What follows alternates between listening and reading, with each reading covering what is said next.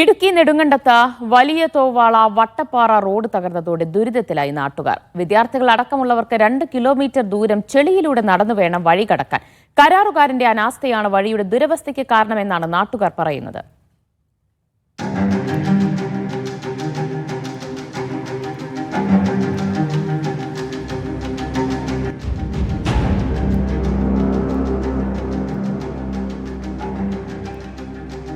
ഇതാണ് അവസ്ഥ.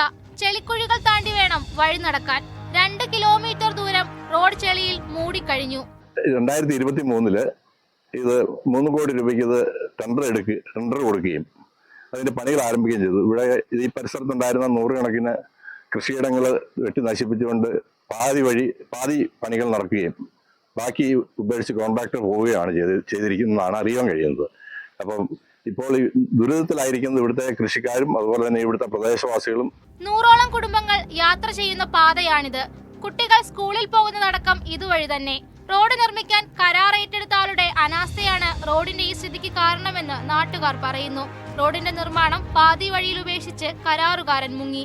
ഇതോടെ വഴി ചെളിക്കുണ്ടാവുകയായിരുന്നു. ഈ റോഡിൽ കൂടെ നടന്നു പോകാൻ ബുദ്ധിമുട്ടാണ്. സ്കൂൾ കുട്ടികൾ പോയിട്ട് പകുതി വഴി വന്ന് വീണിട്ട് തിരിച്ച് വീട്ടിലേക്ക് പോകുന്ന അവസ്ഥയാണ്. ഈ അടുത്ത നാളത്തെ ഇവിടെ ഒരു മരണം നടന്നിട്ട് ഒന്ന് എടുത്തോണ്ട് പോകാൻ പോലും പാടായിരുന്നു. വരുന്ന വണ്ടികളെല്ലാം ചെളിയിൽ താഴുകയാണ് ചെയ്തത്. തള്ളി കയറ്റി വിടുക, നടന്നു പോകാൻ വരെ ഭയങ്കര ബുദ്ധിമുട്ടാണ്. വഴിയുടെ നിർമ്മാണം ഉടൻ പൂർത്തിയാക്കണമെന്നാണ് നാട്ടുകാരുടെ ആവശ്യം. പരാതികളും നിവേദനങ്ങളും നിരവധി കൊടുത്തെങ്കിലും ജനപ്രതിനിധികളുടെ ശ്രദ്ധ ഇതുവരെ ഈ വഴിയിലേക്ക് എത്തിയിട്ടില്ല. മീഡിയ 1 ഇടുക്കി.